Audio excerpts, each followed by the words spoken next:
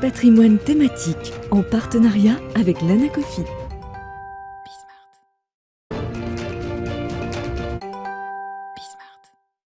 Et on commence donc comme d'habitude avec un patrimoine thématique consacré tous les jeudis à l'investissement socialement responsable. On va se demander comment le grand public appréhende cet investissement à la lumière des grandes actualités qui ont marqué l'ISR cette année. Pour en parler, nous avons le plaisir de recevoir Clément Blériot, fondateur et gérant de 1909 Gestion Privée. Bonjour Clément Blériot. Bonjour Nicolas. Bienvenue sur ce plateau. C'est la deuxième fois que vous venez sur ce plateau nous parler d'ISR. J'ai volontairement dressé un portrait un peu sombre finalement des grandes actualités ISR de cette année. J'ai parlé des scandales, j'ai parlé de la COP26. On va peut-être commencer par là. C'est l'actualité qui est la plus proche de nous actuellement. Comment est-ce que vous avez vécu cette COP26, Clément Blériot? Je rappelle que du coup, elle s'est ouverte quand même sur un constat d'échec de la COP 2021. Il y a quand même des avancées, notamment sur le fait qu'on a évoqué l'impact des énergies fossiles, ce qui n'était pas le cas il y a 5 ans. Il y a eu de très belles et grandes annonces d'un point de vue financier sur l'engagement du secteur de la finance. Comment est-ce que vous avez suivi ces échanges et est-ce que le bilan, selon vous, est plutôt positif ou plutôt négatif sur cette COP26 ? On commence par une question assez difficile. C'est vrai que sur la COP21, les pays européens sont un peu, on va dire, à côté de la plaque, si je peux m'exprimer ainsi. Moi, je suis content que la COP26 ait eu lieu, puisqu'effectivement, plus on en parle, plus il y a d'événements, plus on va dans le bon sens. Voilà, si on doit dresser un bilan de la COP26, il y a eu des annoncées importantes, bien sûr, des bonnes surprises, comme des moins bonnes surprises. Les bonnes surprises, c'est quoi? C'est qu'effectivement, si on résume, on va avoir donc une réduction d'émissions de 50% à 2030 pour arriver à un zéro net à 2050. Ça, c'est les engagements. Ça, c'est les engagements. Voilà. Les détracteurs disent qu'on n'a plus que 10 ans pour agir. Alors, bon, voilà, entre la réalité et la théorie, est-ce qu'on va trouver un juste milieu? C'est difficile à dire. Effectivement, il faut que ces engagements, finalement, arrivent à se mettre en œuvre. D'accord? Donc, on parle beaucoup d'annonces, mais on a quand même une grosse incertitude sur les actions qui vont être menées.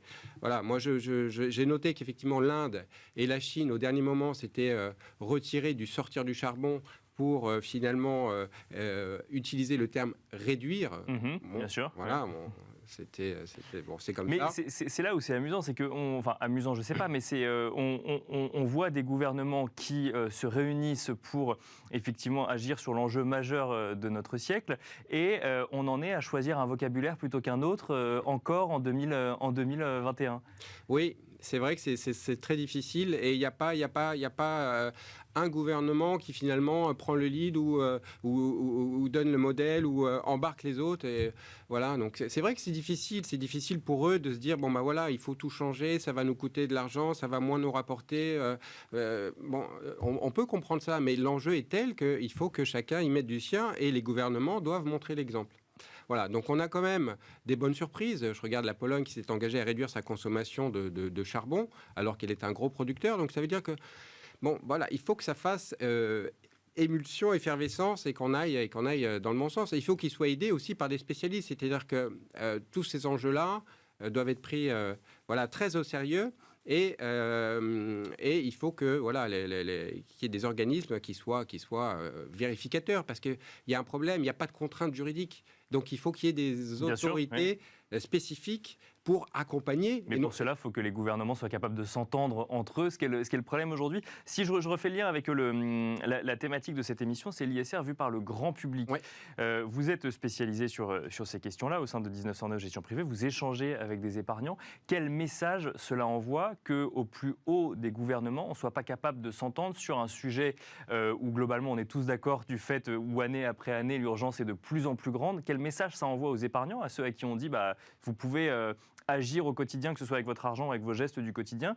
Quel message ça leur envoie si au plus haut niveau de l'État, on n'est pas capable de s'entendre entre nous sur un sujet qui nous concerne tous? Vous l'imaginez. Il y a un grand décalage de toute façon entre l'épargnant et les gouvernements. C'est vrai que souvent, il y a deux poids, deux mesures. Et ce qu'ont retenu les épargnants de la COP26, ce sont les jets privés. Voilà, très clairement. Oui. Et effectivement, Mais effectivement, l'image est quand même un peu surprenante. Oui, l'image est très surprenante. Maintenant, c'est pas pour ça que l'épargnant ne va pas investir son épargne dans des fonds verts ou solidaires, parce qu'effectivement, les épargnants aujourd'hui ont des convictions, eux ont pris conscience, c'est-à-dire qu'ils ont même pour certains changé drastiquement leur mode de consommation, même leur mode de vie. Et donc, voilà, ils y croient et ils se disent, bon, bah, c'est pas grave, je vais pas attendre que mon voisin fasse les efforts. Moi, j'ai pris conscience, je vais le faire pour moi, pour mes enfants, pour mes petits-enfants, pour œuvrer, voilà, pour un monde meilleur. Donc, bon, finalement, il y avait peu d'attentes de la part des épargnants de la COP26. Alors, il y a eu des annonces, mais ce n'est pas suffisant pour eux. Alors notamment Marc Carnet qui a alors annoncé des chiffres toujours plus colossaux de milliards investis en investissement socialement responsable. Donc on a l'impression qu'il y a une mobilisation massive du secteur financier, ce qui tend à faire oublier quand même qu'il y a eu plusieurs scandales de greenwashing. Je parle de DWS en Allemagne ou BlackRock aux États-Unis. Ça pose question pareil pour l'épargnant. C'est-à-dire qu'on dit à l'épargnant investissez dans nos fonds ISR. Ils sont plus résilients, il y a de la performance, mais en même temps, quand on regarde les plus gros acteurs de la finance, on se rend compte qu'ils tendent à verdir un peu plus leurs investissements que la réalité. Donc là, pareil, on se pose la question de ce qu'en pense ou le message que ça envoie au grand public. Ouais. Alors vous le soulevez différents points. Effectivement, COP26 va permettre des investissements colossaux dans les énergies renouvelables. Donc ça, c'est une chose.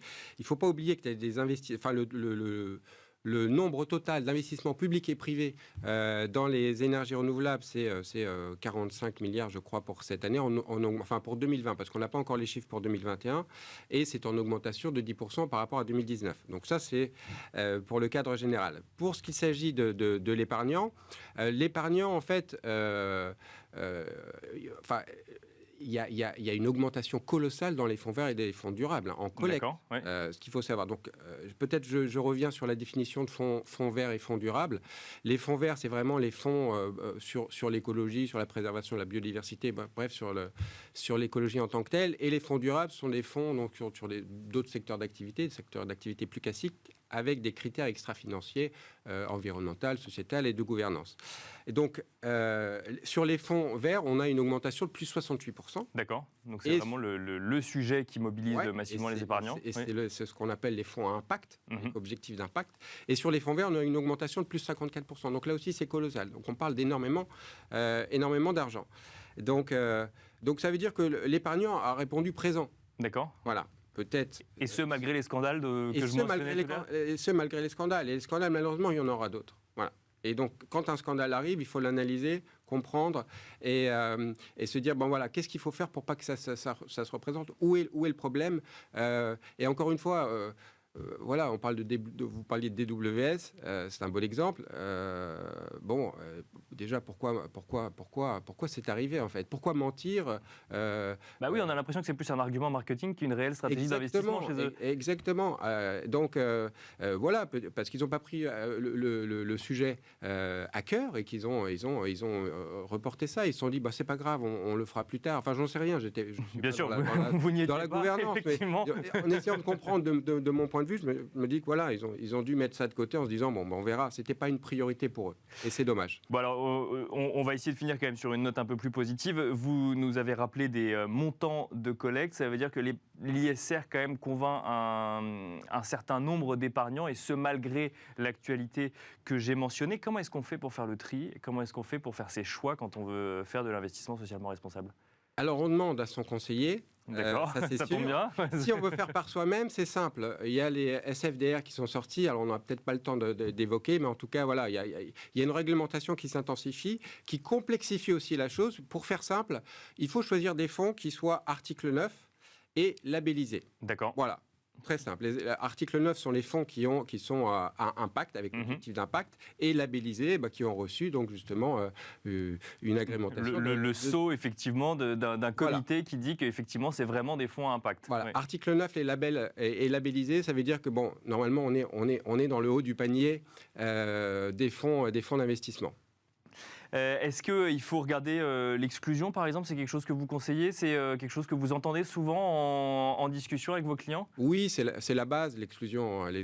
Voilà, bien sûr, on parlait des armes, du tabac, des OGM, de la pollution et autres. Donc tout ce qui est charbon, fossile, tout ça, c'est la base. Donc dans les fonds article 9, c'est la base. Et même dans certains articles 8, voilà. L'exclusion, c'est finalement le premier filtre lorsque les sociétés de gestion décident d'une orientation de gestion pour un fonds bien spécifique. Et alors pour finir, Clément Blériot, j'ai envie de vous poser une question sur la confiance, puisque du coup on parle des gouvernements, on parle des grandes entreprises, on parle d'exclusion de certaines grandes entreprises. En fait, on a l'impression quand même qu'il y a un manque de confiance vis-à-vis d'institutionnels ou de gouvernements sur la capacité à amorcer cette transition énergétique. Quand vous avez des épargnants en face de vous avec qui vous parlez d'ISR, est-ce que vous avez l'impression qu'il y a une confiance quand même dans cette capacité d'investir pour un monde durable ou d'investir avec impact, ou là aussi il y a encore de la pédagogie à faire? Il y a encore et toujours de la pédagogie à faire, et c'est normal, mais c'est vrai que même pour nous, professionnels du secteur, c'est compliqué d'assimiler toutes les nouveautés. Hein. On parle on a des PRI, la COP26, il faut la suivre, après on a eu les SFDR. Il va y avoir la taxonomie bientôt en la Europe. Taxonomie avec les normes RTS. Il faut déjà, nous, qu'on puisse assimiler et ensuite pouvoir le retransmettre en termes simples auprès de nos clients. Il y a quand même beaucoup d'initiatives qui ont été faites cette année. On parle beaucoup du scope 3 pour les entreprises, qui est donc un indicateur encore plus large sur l'émission, les pollutions éventuelles sur les fabrications de produits et l'utilisation de ces produits et le recyclage éventuel de ces produits. Donc on en parle de plus en plus. Après, il y a le score carbone, c'est-à-dire qu'il y a une entité qui a dit, moi je suis capable de dire si une entreprise peut payer sa facture carbone. Voilà. Et donc ça, c'est une de notes de AAF, c'est le score carbone. Et on a aussi autant d'indicateurs que vous devez suivre pour ensuite les rendre digestes finalement pour les épargnants, c'est ça? Exactement. Donc on a des indicateurs et on peut leur donner toutes les informations nécessaires. Après, on n'est pas à l'abri de scandales, mais après, on ne peut pas tout faire. Au gouvernement et aux autorités de tutelle de faire les choses.